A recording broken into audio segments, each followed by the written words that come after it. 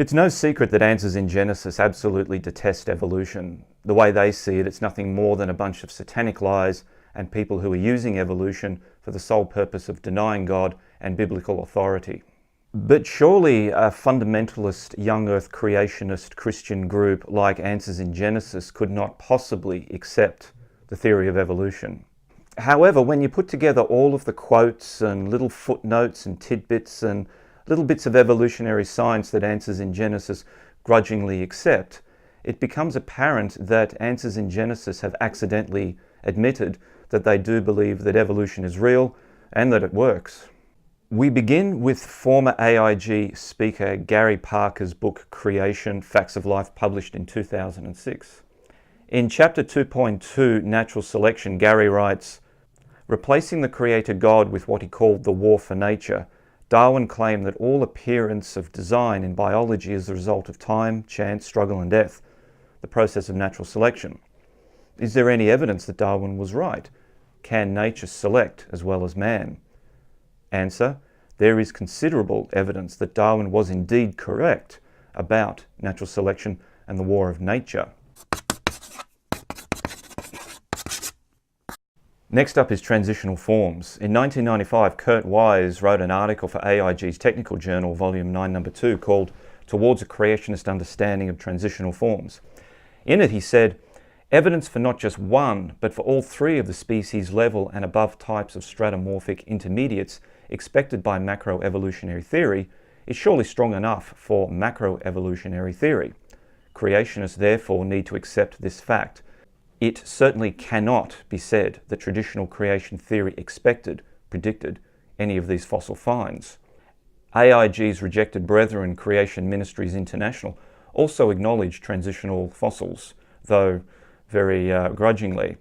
Since there are candidates, even though they are highly dubious, it's better to avoid possible comebacks. You can read the rest of it for yourself.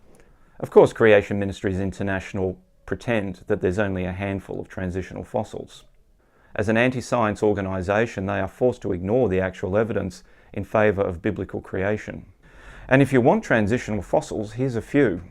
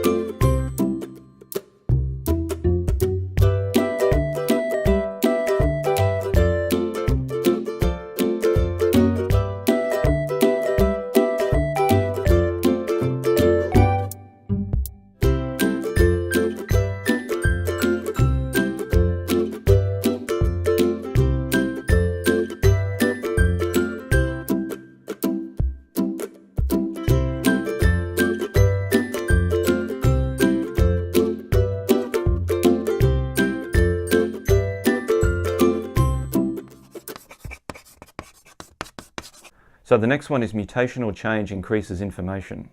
Buried at the end of an article called Evolution, Bad Economics by David Mattia on the AIG website, we find this.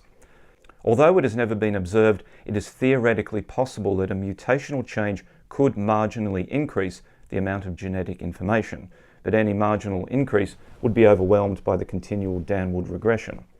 The last sentence, of course, is just creationist wishful thinking. Clearly, David admits that mutational change can increase genetic information. And then we have genetic change conveys biological advantage. Another reluctant nod to evolution by AIG was given in their Arguments We Think Creationists Should Not Use article, and which appeared on their website. The article was long ago deleted from the AIG website out of embarrassment, but can be unearthed via the Wayback Machine website. And here we go. There are no beneficial mutations, the article says, and then answers with, this is not true, since some changes do confer an advantage in some situations. And there's another one. This again fudges the issue by failing to point out that we are specifically saying that there are indeed, by any meaningful definition of the term, beneficial mutations. And again, you can read the rest of it for yourself.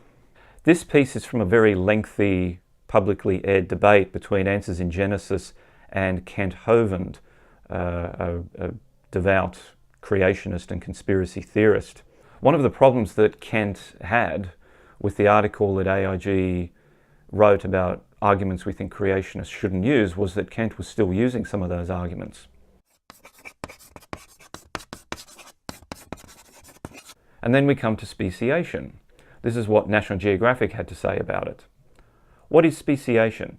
National Geographic defined it as how a new kind of plant or animal species is created. Speciation occurs when a group within a species separates from other members of its species and develops its own unique characteristics. The demand of a different environment or the characteristics of the members of the new group will differentiate the new species from their ancestors. In answer to Kent Hovind, Answers in Genesis wrote, "New species have been observed to form." So what's next? Microevolution and macroevolution. Here we have an article by Dr. Elizabeth Mitchell for Answers in Genesis called Evidence for Continuing Human Evolution Arguably Irrelevant, published on the 8th of October 2011. As Millot says, his study concerns microevolution. Microevolution refers only to changes within a created kind. Again, creationists have never disputed the occurrence of these sorts of changes. Evolutionists contend, however, that given enough time, microevolution will lead to macroevolution and new kinds of organisms. But that's just it. Microevolution over time does indeed lead inevitably to macroevolution. And we've just gone over speciation and how Answers in Genesis accept that as fact. You can't have microevolution and not macroevolution simply because it's inconvenient for your fundamentalist religious beliefs. That's like saying, well, we believe in sunrises but not sunsets. Macroevolution and microevolution are essentially the same processes, just over different timescales. You can't have one without the other.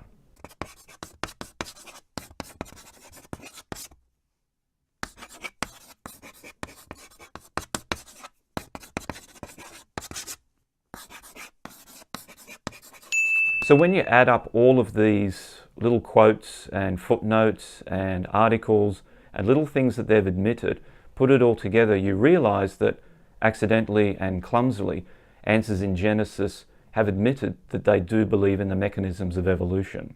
Of course, they'll deny it, but we've seen the evidence. Answers in Genesis do believe in evolution. Thank you for watching. I hope you enjoyed the video, and please subscribe to my channel, and I'll see you again next time.